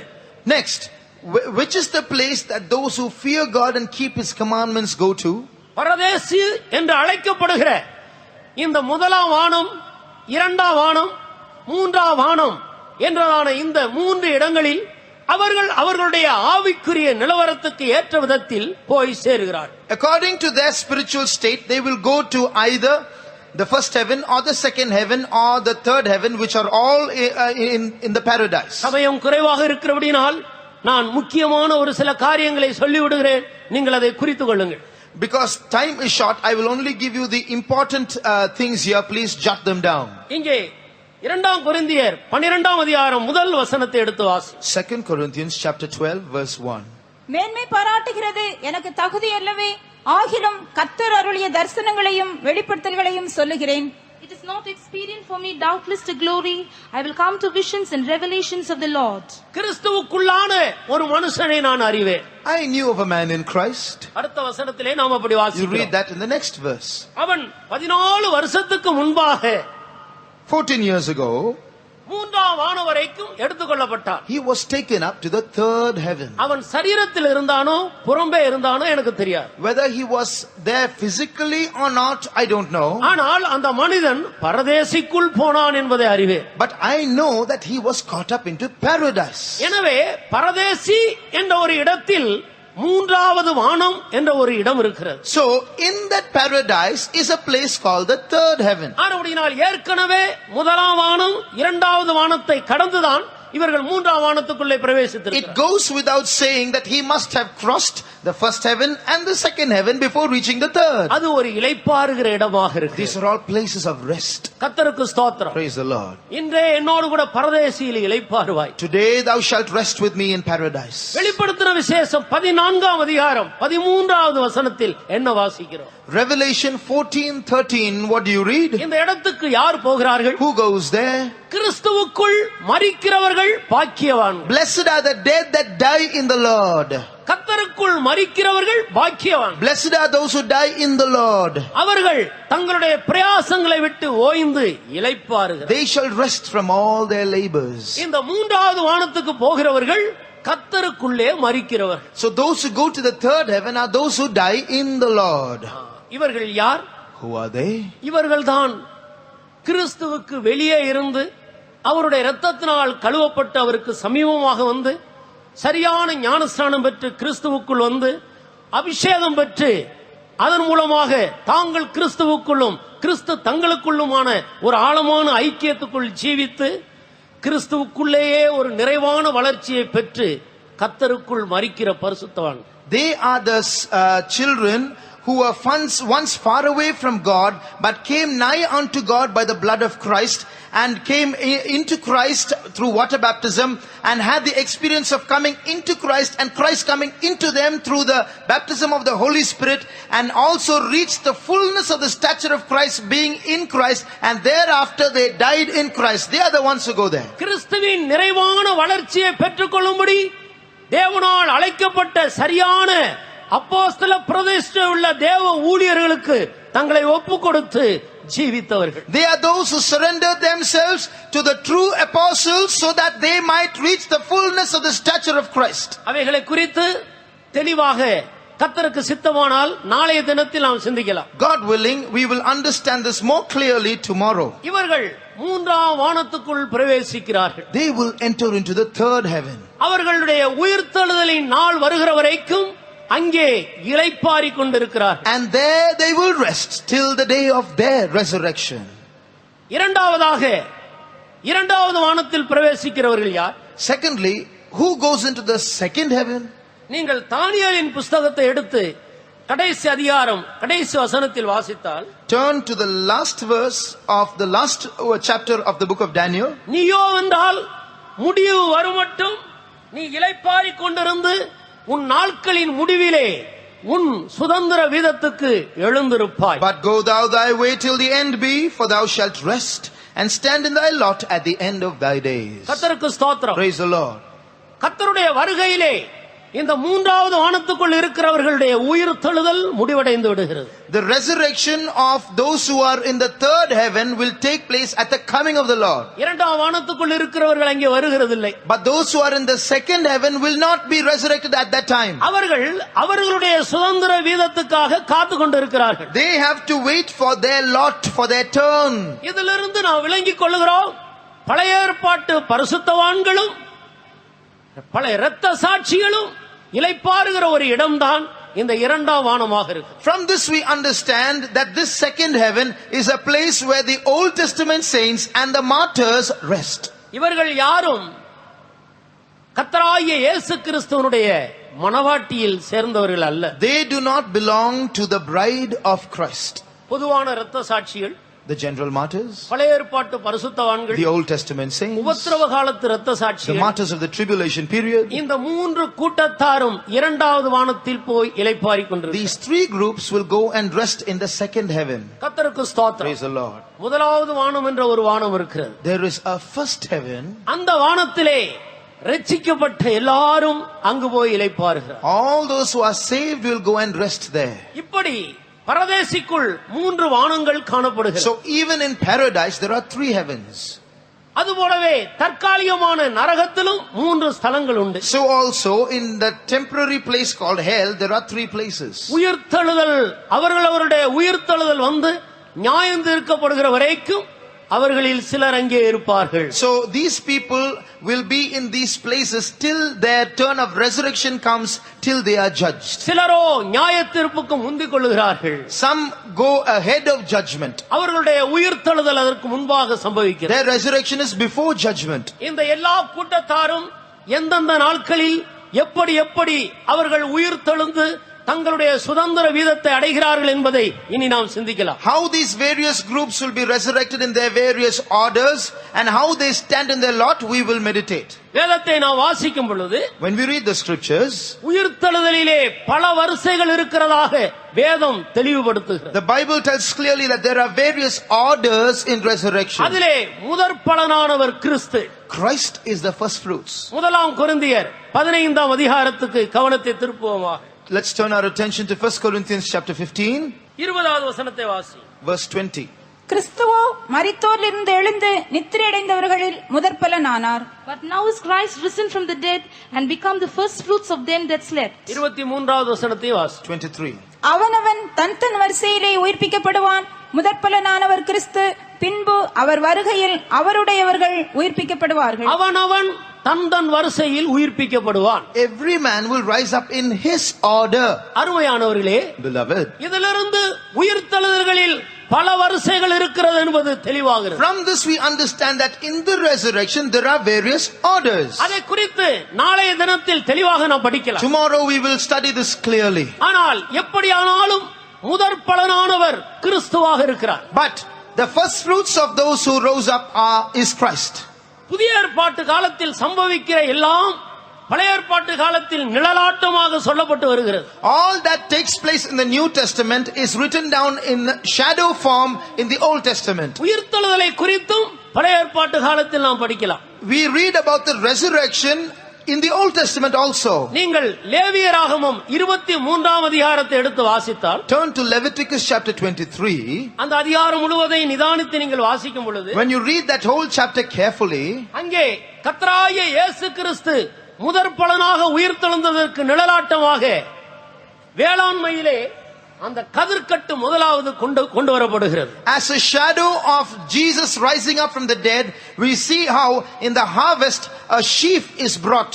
அதன் பிறகு சரியாக 50வது நாளில் 2 அப்பங்கள் கொண்டு வரப்படுகிறது. After that, on the 50th day, 2 loaves are brought. 16வது வசனத்தை வாசியுங்கள். Verse 16. 7ஆம் ஓய்வு நாளுக்கு மறுநாளாகிய 50ஆம் நாள் மட்டும் எண்ணி கர்த்தருக்கு புதிய போஜன பலியை செலுத்த கடவீர்கள்.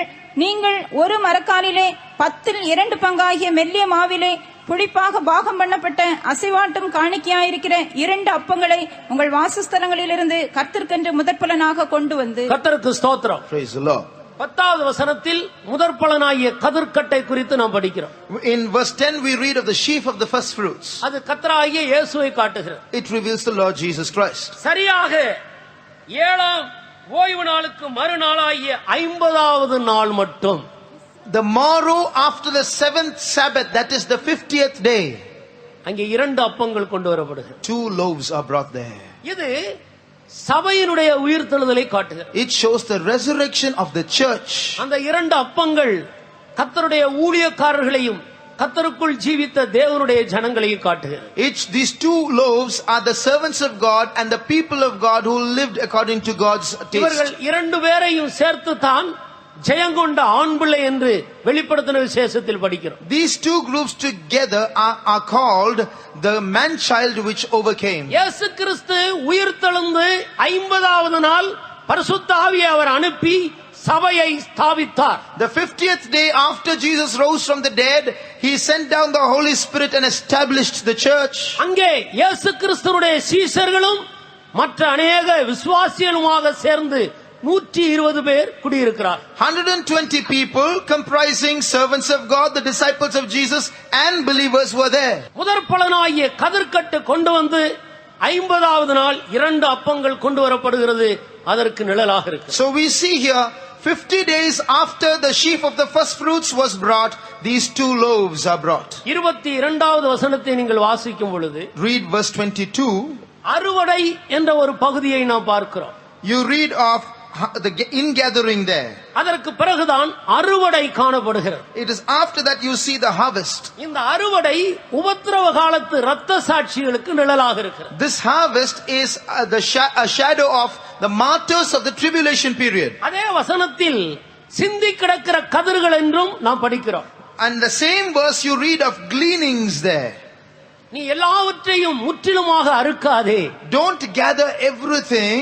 சில கதிர்களை சிந்த விடுவாயாக. Allow some gleanings to remain here and there. அது பழைய ஏற்பாட்டு முதற்பலனாகிய ஏனோக்குக்கும் எலியாவுக்கும் பொதுவான பழைய ஏற்பாட்டு காலத்து பரிசுத்தவான்கள் பரிசுத்தவான்களுக்கு இரத்த சாட்சிகளுக்கும் நிழலாக காணப்படும். This is a shadow of Enoch and Elijah, first fruits of the Old Testament, and of the general saints of the Old Testament and the martyrs. கர்த்தருக்கு ஸ்தோத்திரம். Praise the Lord. ஆனபடியினால் பிரியமானவர்களே, Wherefore, beloved, இந்த 5 கூட்டத்தாரும் முதலாம் உயிர்த்தெழுதலிலே பங்கு பெறுகிறவர்கள். these 5 groups will participate in the first resurrection. இதை குறித்து இனி நாம் தெளிவாக படிக்கலாம். We can study this more clearly. ஆனால் இவர்களில் முதற்பலனானவர் கிறிஸ்து. But Christ is the first fruits of all these groups. இன்றைக்கு நம்முடைய அருமையான இயேசு கிறிஸ்து மரித்து உயிர்த்து சதா காலங்களிலும் உயிரோடு இருக்கிறவராகவே இருக்கிறார்.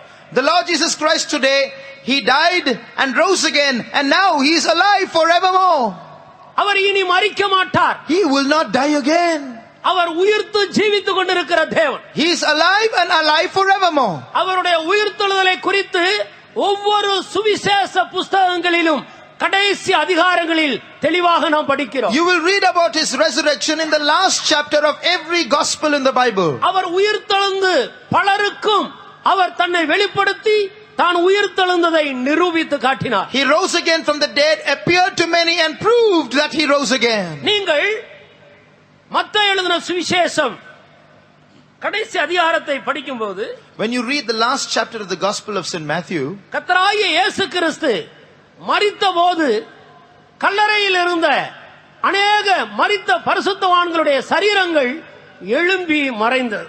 you will read there how when Jesus died, the saints who were in the graves, they rose up and again went into hiding. 27ஆம் அதிகாரம் 52வது வசனத்தை வாசி.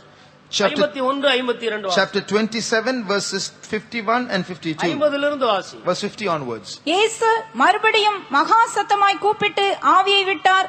அப்பொழுது தேவாலயத்தின் திரைச்சீலை மேல் தொடங்கி கீழ் வரைக்கும் இரண்டாக கிழிந்தது. பூமியும் அதிர்ந்தது, கன்மலைகளும் பிளந்தது, கல்லறைகளும் திறந்தது. நித்திரை அடைந்திருந்த அநேக பரிசுத்தவான்களுடைய சரீரங்களும் எழுந்திருந்தது. அவர் உயிர்த்தெழுந்த பின் ஆங்கிலத்தில் வாசி. Jesus, when he had cried again with a loud voice, yielded up the ghost, and behold, the veil of the temple was rent in twain from the top to the bottom, and the earth did quake, and the rocks rent, and the graves were opened, and many bodies of the saints which slept arose. இயேசு மறுபடியும் மகா சத்தமாய் கூப்பிட்டு ஆவியை விட்டார். Jesus cried out with a loud voice and gave up the ghost. தேவாலயத்தின் திரைச்சீலை மேலிலிருந்து கீழ் வரைக்கும் இரண்டாக கிழிந்தது. The veil of the temple was rent in two from top to bottom. பூமியும் அதிர்ந்தது, கன்மலைகளும் பிளந்தன. The earth did quake and the rocks rent. கல்லறைகளும் திறந்தது. The graves were opened. நித்திரை அடைந்த அநேக பரிசுத்தவான்கள் கல்லறையிலிருந்து தோன்றினார். Many bodies of the saints who slept arose and appeared to many. கர்த்தருக்கு ஸ்தோத்திரம். Praise the Lord. எதற்காக? What for? இயேசு கிறிஸ்து மரித்து அவர் இளைப்பாறுதலுக்குள்ளே பிரவேசிக்க போகிறபடியினால் இளைப்பாறிக் கொண்டிருந்த அநேக பரிசுத்தவான்கள் எழும்பி அவரை வரவேற்று தங்களுடைய இடங்களுக்கு அழைத்து சென்றார். Because Jesus died and was going to a place of rest, those who are in their place of rest rose up to welcome him into that place. இந்த கூட்டத்தின் முடிவிலே ஒரு பெரிய உயிர்த்தெழுந்த வல்லமை நாம் ஒவ்வொருவரையும் சந்திக்க போகிறது என்பதை நான் அறிவேன். I realize that at the end of this meeting, a mighty power of resurrection is going to work in our midst. ஒரு வல்லமையை பெற்றுக்கொள்ள விரும்புகிறவர்கள் விசுவாசத்தோடு ஆவலோடு காத்துக் கொண்டிருங்கள். Those who want to receive that power, wait with anticipation and faith. கர்த்தருக்கு ஸ்தோத்திரம். Praise the Lord. கர்த்தராகிய இயேசு கிறிஸ்து மரித்தபோது When Jesus died, அநேக பரிசுத்தவான்களுடைய சரீரங்கள் கல்லறையை விட்டு எழுந்தன. many bodies of the saints came out of the graves. அடுத்த வசனத்தில் நான் வாசிக்கும் பொழுது, In the next verse, அவர் உயிர்த்தெழுந்த பின்பு after he rose up from the dead, இவர்கள் மறுபடியும் கல்லறையை விட்டு புறப்பட்டு they again came out of the graves பரிசுத்த நகரத்திலே காணப்பட்டார்கள். and went into the holy city. மனிதர்களுக்கும் உயிர்த்தெழுதல் உண்டு என்பதை நிரூபிக்கும்படியாக இந்த சம்பவம் நடந்தது. This happened to prove that man has a resurrection too. என்னுடைய அறிவின்படி வெளிநாட்டிலிருந்து நமக்கு அருமையானவர்கள் வந்தால் ஏர்போர்ட்டில் போய் அவர்களை வரவேற்கிறோம். மறுபடியும் அவர்கள் போகும்போது ஏர்போர்ட்ல போய் அவர்களை வழி அனுப்பிவிட்டு அந்த பிளைனை பார்த்துட்டு திரும்பி வரும். When those who come from abroad arrive at the airport, we go to receive them, and when they leave to go return to their destination, we go to send them off.